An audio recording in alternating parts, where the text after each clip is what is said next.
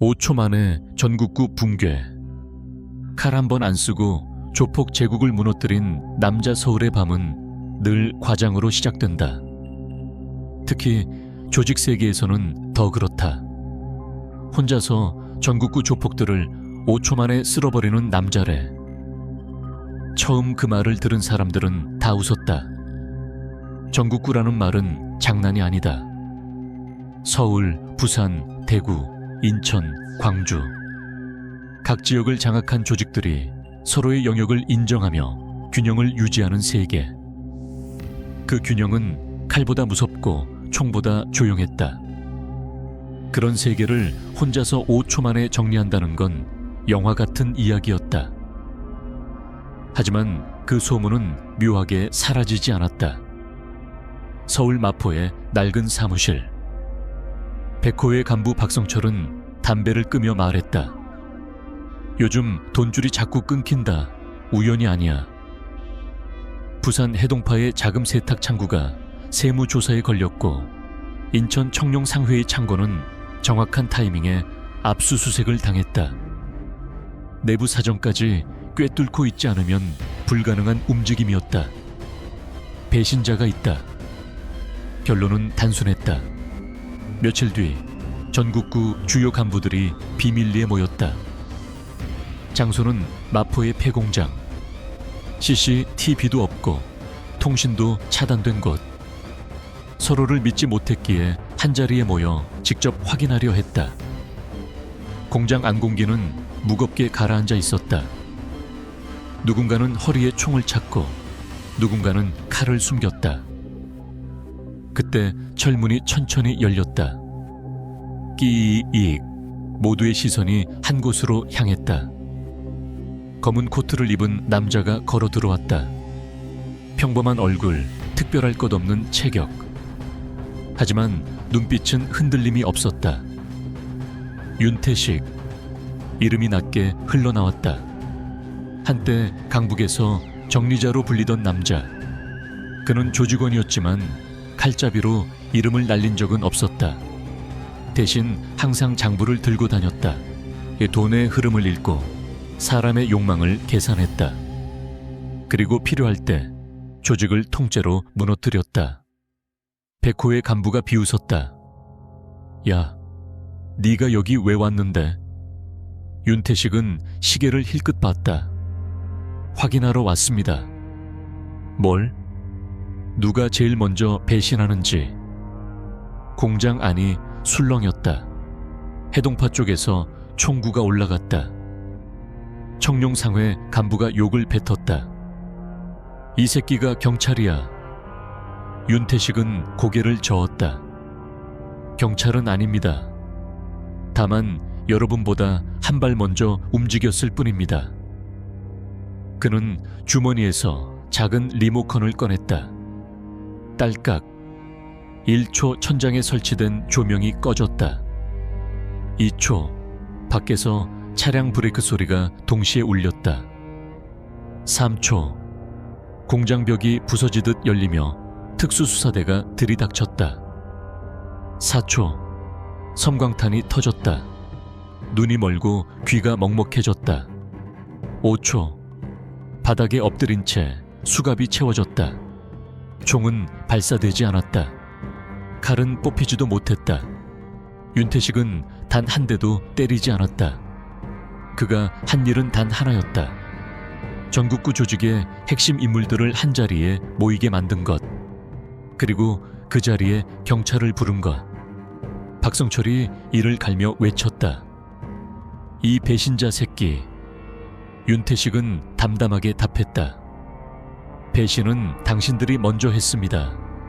서로를 속이고 서로의 돈을 빼돌리고 서로를 제거하려 했죠. 전 그걸 기록했을 뿐입니다. 경찰은 37명을 현장에서 체포했다. 압수된 현금과 장부, 휴대전화, USB.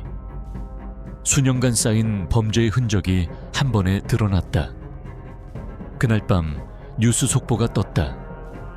전국구 조직 대거 검거. 내부 제보자의 역할 결정적. 윤태식의 이름은 공식적으로 언급되지 않았다. 하지만 조직 세계에서는 모두 알았다. 그가 돌아왔다는 것, 그리고 그가 칼 대신 증거를 들었다는 것. 서울의 밤은 조용했지만 그 침묵 속에서 균형은 완전히 무너지고 있었다. 사람들은 수군거렸다. 진짜로 5초였대. 하지만 그 5초는 우연이 아니었다. 몇 달간의 준비, 수십 개의 계좌 추적, 위장 신분, 내부 분열 조장, 모든 계산 끝에 만들어진 시간이었다. 윤태식은 공장을 떠나며 마지막으로 뒤를 돌아봤다. 수갑찬 전국구 간부들이 경찰차에 실려 가고 있었다. 그의 표정에는 승리도 분노도 없었다. 다만 하나의 결심만 있었다. 이건 시작일 뿐이다. 전국구를 무너뜨린 건 폭력이 아니었다. 서로를 믿지 못하게 만든 증거, 그리고 법정이라는 다음 전장. 서울의 밤은 이제 다른 방식으로 피를 흘릴 준비를 하고 있었다. 서울중앙지방법원 형사합의부 417 호 법정. 거리에서 칼을 들던 남자들이 이제는 정장을 입고 피고석에 나란히 앉아 있었다. 수갑은 풀렸지만 손은 떨리고 있었다.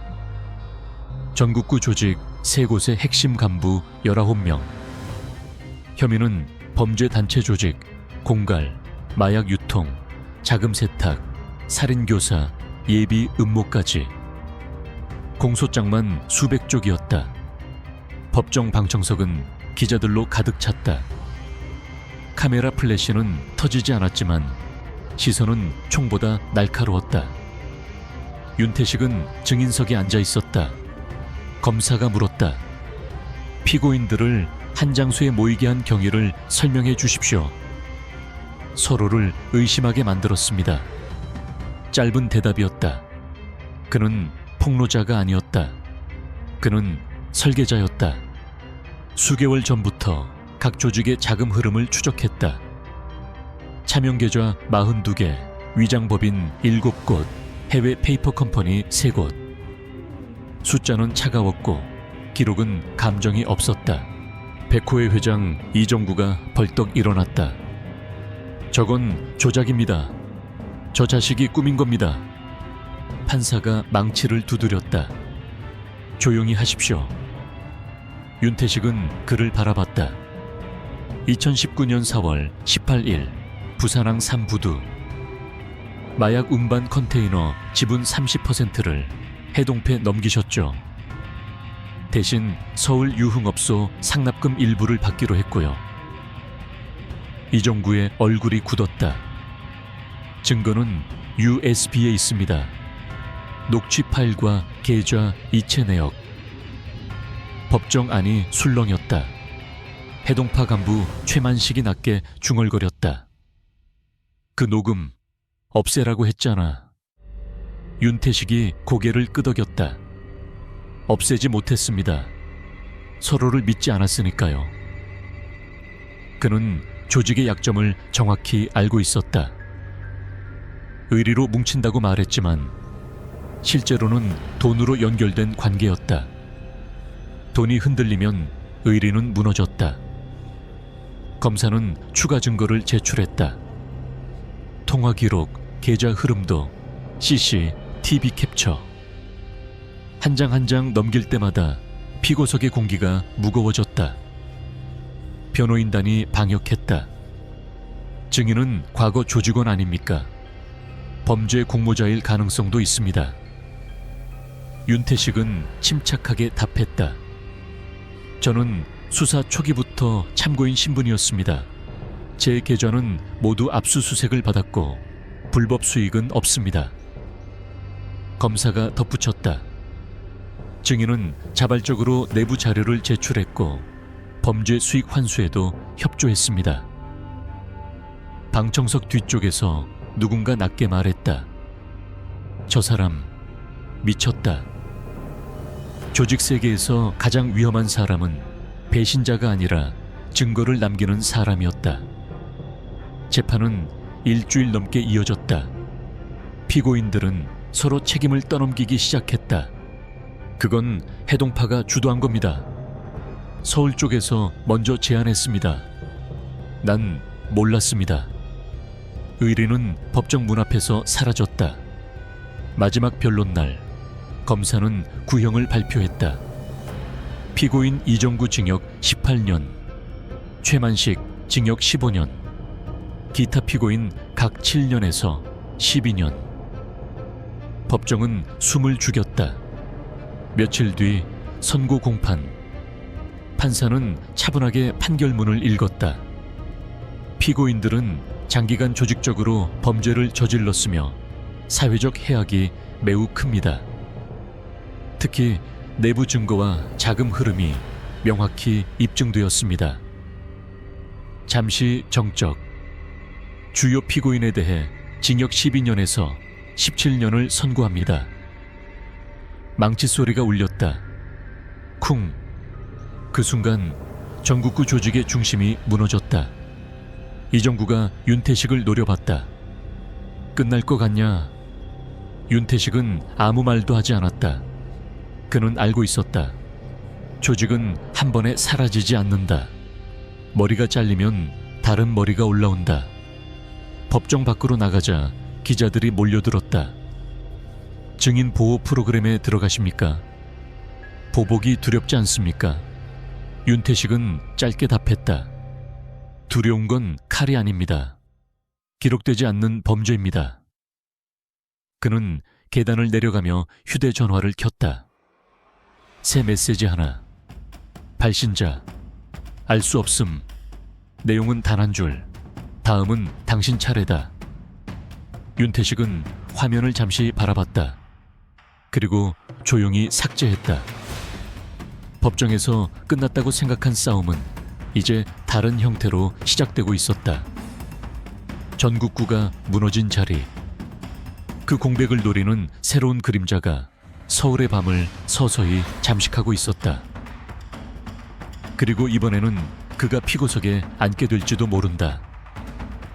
판결이 내려진 지 한 달. 서울의 밤은 겉보기엔 조용했다.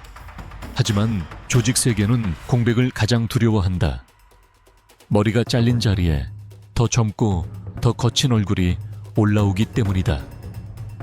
윤태식은 증인 보호 대상이 아니었다. 그는 공식 신분상 참고인이었고 법적으로는 보호를 요청할 수 있었지만 거절했다. 숨으면 끝입니다.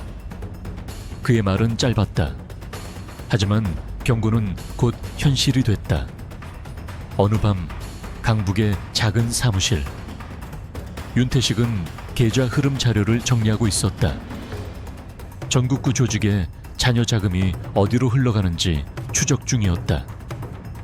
그때 휴대전화가 울렸다. 발신자 표시 없음. 말에 수화기 넘어 낮은 목소리. 형님들 들어갔다고 세상이 끝난 줄 아나 보네. 윤태식은 침묵했다. 돈은 아직 살아있다. 그리고 돈 따라 사람도 움직인다. 전화는 끊겼다. 그날 새벽 그의 사무실 아래에서 차량 2대가 배회했다. 직접적인 공격은 없었다. 대신 감시, 압박, 심리전. 며칠 뒤 사건이 터졌다. 인천에서 해동파 잔당 2명이 흉기에 찔려 사망했다. 경찰은 조직 내부 다툼으로 추정했다. 언론은 말했다. 전국구 붕괴 후 세력 다툼 시작. 윤태식은 기사를 내려보며 중얼거렸다. 예상보다 빠르네. 그는 곧장 수사팀 담당 검사 한지훈을 만났다. 잔당이 재편 중입니다. 검사는 고개를 끄덕였다. 알고 있습니다. 하지만 지금 증거가 부족합니다. 윤태식은 파일 하나를 건넸다. 이건요. 차명계좌 신규 개설 내역. 전국구 핵심 인물의 4,000명이. 그리고 최근 2주간 12억 원 이동. 검사의 표정이 굳었다. 이 자금 어디로 갑니까? 신흥 세력입니다. 이름은 아직 없습니다. 그 신흥 세력의 중심에는 한 인물이 있었다. 이도현. 전국구 밑에서 조용히 돈을 굴리던 전략가. 싸움에는 나서지 않았지만 모든 거래에 얼굴을 비췄던 남자. 윤태식은 그를 알고 있었다. 그는 칼을 안 씁니다. 대신 사람을 씁니다. 며칠 뒤 윤태식은 주차장에서 습격을 당했다. 차문을 여는 순간 뒤에서 쇠파이프가 날아왔다. 쾅! 어깨가 크게 흔들렸다. 하지만 그는 넘어지지 않았다. 돌아보니 젊은 남자 둘, 눈에 공포가 섞여 있었다. 우린 그냥 돈 받고. 말이 끝나기 전 멀리서 사이렌 소리가 들렸다. 그들은 도망쳤다. 윤태식은 일부러 신고하지 않았다. 이미 주변 CCTV는 확보해 두었기 때문이다. 그날 밤 그는 혼자 생각했다. 이도현, 날 시험하는 거군. 직접 죽이지 않는다. 대신 흔들고 지치게 하고 실수하게 만든다. 이건 거리 싸움이 아니었다. 지구전이었다. 다음 날 검찰에 새로운 제보가 들어왔다.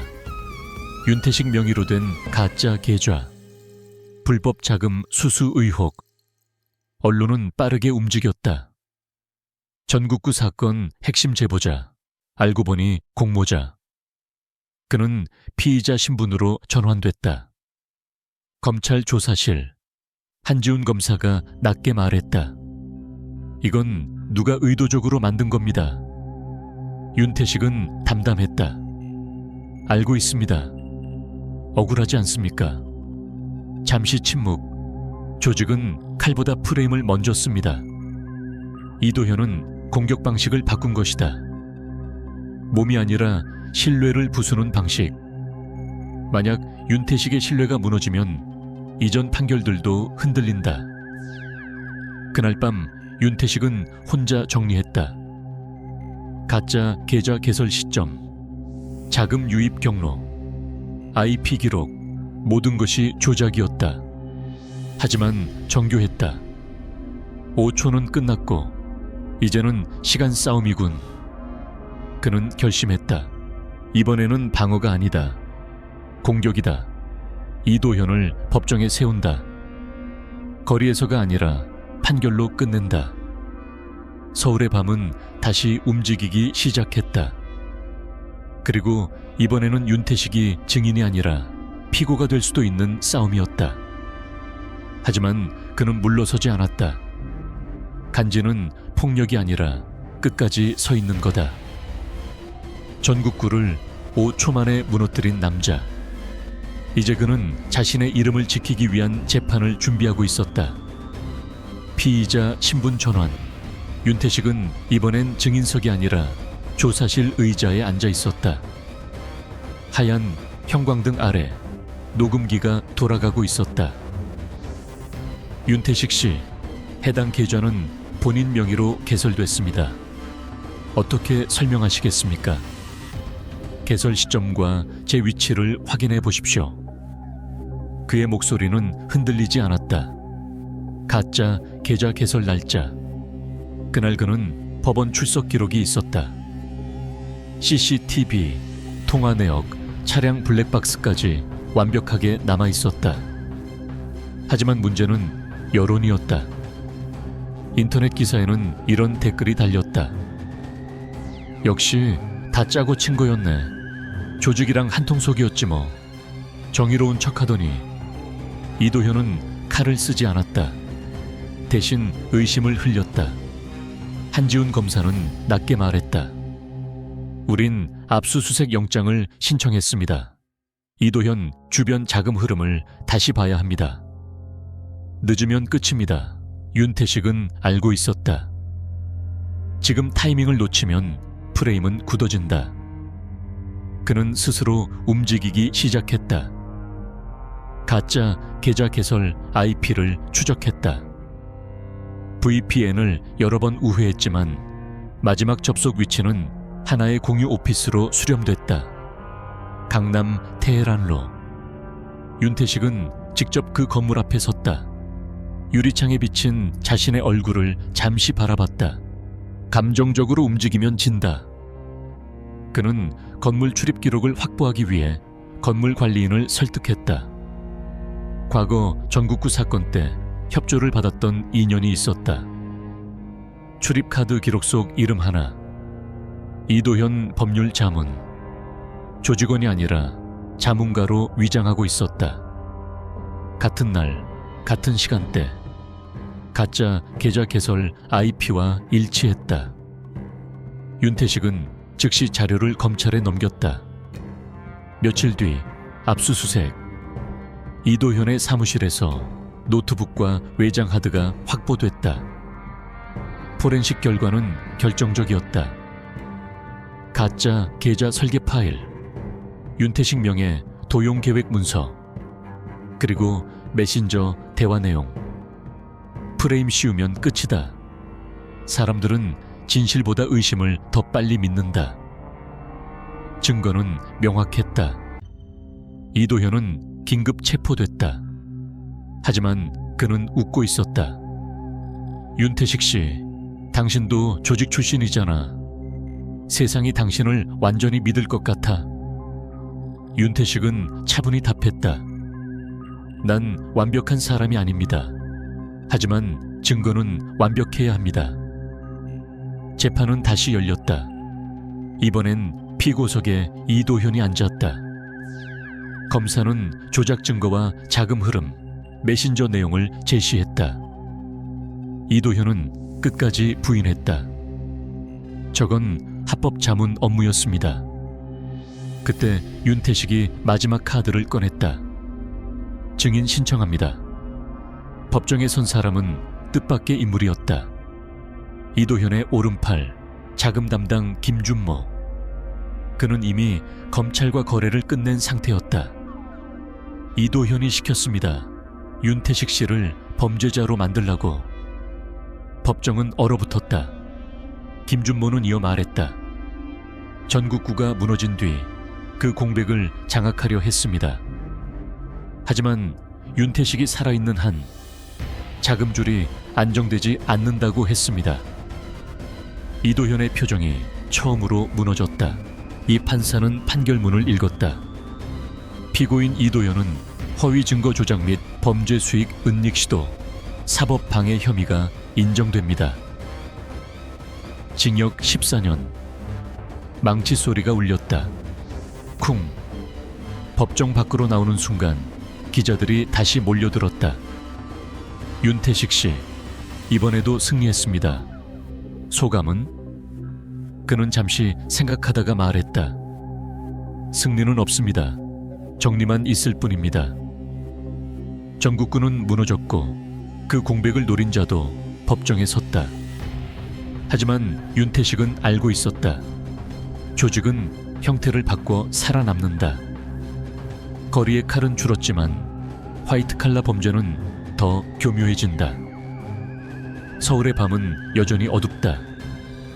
그리고 아직 마지막 판결은 남아있었다. 이도현의 판결이 확정된 뒤 서울의 밤은 잠시 고요했다. 전국구 조직은 사실상 해체됐고 신흥 세력의 자금줄도 차단됐다. 언론은 말했다. 조직 범죄 구조 붕괴. 하지만 윤태식은 웃지 않았다. 구조는 붕괴하지 않는다. 형태만 바뀐다. 그의 예상은 틀리지 않았다. 몇 달 뒤 강남의 한 투자 컨설팅 회사가 급성장했다. 겉으로는 스타트업 투자, 부동산 프로젝트 파이낸싱. 하지만 자금 흐름은 낯이 걷다. 전국구 자녀 자금 일부가 합법 회사로 세탁되고 있었다. 이번엔 칼도 폭력도 없었다. 정장과 계약서, 법률 용어가 무기였다. 윤태식은 깨달았다. 이건 마지막 조각이다. 그 회사의 실질적 소유주는 드러나지 않았다. 차명 지분, 해외 펀드, 복잡한 구조. 하지만 한 가지 공통점이 있었다. 전국구 1심 판결 직전 거액 자금이 같은 해외 계좌로 이동했다는 점. 그는 다시 기록을 뒤졌다. 계좌 흐름을 수십 번 겹쳐봤다. 그리고 이름 하나가 떠올랐다. 박성철, 일부에서 체포됐던 백호의 간부. 그는 항소심에서 형량이 줄어 집행유예로 풀려났다. 겉으로는 반성문을 쓰고 조용히 지내는 듯했다. 하지만 실제로는 뒤에서 판을 다시 짜고 있었다. 윤태식은 검찰에 자료를 제출했다. 이번엔 폭력 조직이 아닙니다. 범죄 수익 은닉과 금융사기 구조입니다. 수사는 조용히 진행됐다. 계좌 추적, 세무조사, 해외 공조 요청. 박성철은 눈치챘다. 그리고 마지막 선택을 했다. 윤태식에게 직접 연락을 해온 것이다. 만나자. 장소는 한강변 카페. 사람이 많지만 대화는 들리지 않는 곳. 박성철은 차분한 얼굴이었다. 왜 이렇게까지 하냐? 끝내야 하니까. 세상은 원래 이런 거야. 힘 있는 놈이 돈을 쥐는 거지. 윤태식은 고개를 저었다. 힘은 기록 앞에서 약해진다. 박성철은 낮게 웃었다. 넌 아직도 정의 같은 걸 믿냐? 잠시 침묵. 아니, 난 균형을 믿는다. 그날 밤 박성철은 출국을 시도했다. 하지만 이미 출국 금지가 내려진 상태였다. 며칠 뒤 구속영장 청구. 혐의는 범죄 수익 은닉, 자본시장법 위반, 사기 공모. 마지막 재판이 열렸다. 이번에는 화려하지 않았다. 칼도, 조직 이름도 없었다. 대신 숫자와 계약서가 오갔다. 검사는 말했다. 피고인은 과거 조직 범죄로 취득한 자금을 합법 투자로 위장해 재유통했습니다. 윤태식은 증인으로 섰다. 폭력은 줄었지만 구조는 남아 있었습니다. 그 구조를 끊어야 합니다. 박성철은 끝까지 담담했다. 날 잡아도 또 나올 거다. 판사는 조용히 판결문을 읽었다. 피고인에게 징역 10년을 선고합니다. 범죄 수익 전액 몰수. 망치 소리. 쿵. 그 순간 전국구의 마지막 자금줄이 끊어졌다. 재판이 끝난 뒤 기자가 물었다. 이제 정말 끝난 겁니까? 윤태식은 한강을 바라봤다. 물은 흐르고 있었다. 멈추지 않았다. 끝은 없습니다. 다만 오늘은 여기까지입니다. 그는 더 이상 조직원이 아니었다. 영웅도 아니었다. 그는 기록을 남기는 사람이었다. 사람들은 아직도 말한다. 혼자서 전국구 조폭들을 5초 만에 쓸어버린 남자. 하지만 진실은 다르다. 그는 5초 동안 아무도 때리지 않았다. 대신 수년 동안 증거를 쌓았다. 폭력이 아니라 기록으로, 공포가 아니라 판결로. 서울의 밤은 여전히 어둡다.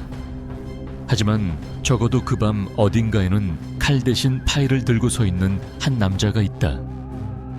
그리고 누군가가 다시 묻는다면 그는 이렇게 답할 것이다. 간지는 주먹이 아니다. 끝까지 무너지지 않는 증거다.